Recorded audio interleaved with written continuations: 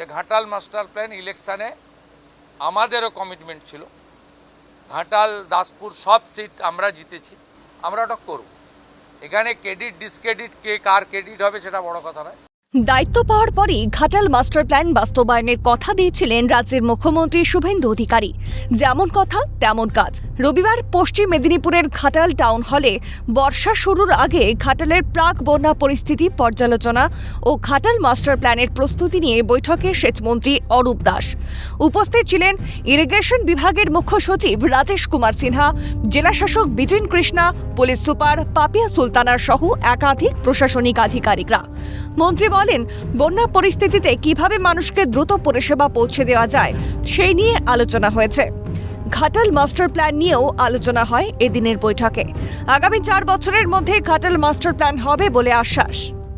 মানুষকে কত দ্রুত আমরা সুবিধাগুলোকে পৌঁছে দিতে পারি, তাদের চিকিৎসা সহ সবকিছু, খাদ্য থেকে শুরু করে তাদের সবটা পৌঁছে দেওয়ার ব্যবস্থা, তাদের যাতে অসুবিধে না হয় সেটা সম্পর্কে একটি পর্বে আলোচনা। দ্বিতীয় পর্ব যেটা হচ্ছে সেটা হচ্ছে ঘাটাল মাস্টার প্ল্যান, যেটা আমাদের 4 বছর রূপায়ণের সময় লাগবে। তার কিছু বিস্তারিত আমরা এখানে দেখিয়েছি। কারোর কোনো মতামত বা কোনো কিছু থাকলে জানতে আমরা চেয়েছি, কোনো ইনপুট থাকলে তারা দিতেও পারেন। মাননীয় মুখ্যমন্ত্রী তিনি এ বিষয়ে উদ্যোগী যে 4 বছরের মধ্যেই তিনি ঘাটাল মাস্টার প্ল্যান শেষ করবেন। প্রতি বছর বন্যায় অথই জলে পড়ে পশ্চিম মেদিনীপুর। ঘরবাড়ি থেকে স্কুল কলেজ চলে যায় জলের নিচে। দুর্ভোগ আর কাটেনি। ঘাটাল মাস্টার প্ল্যান নিয়ে বারবার আশ্বস্ত করেছিলেন প্রাক্তন মুখ্যমন্ত্রী মমতা বন্দ্যোপাধ্যায়। তবে বাস্তবে তার কোনো রূপরেখা দেখা যায়নি।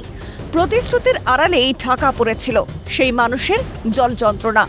প্রায় 500 কোটি টাকা বরাদ্দ ঘোষণা করলেও এগোয়নি কাজ।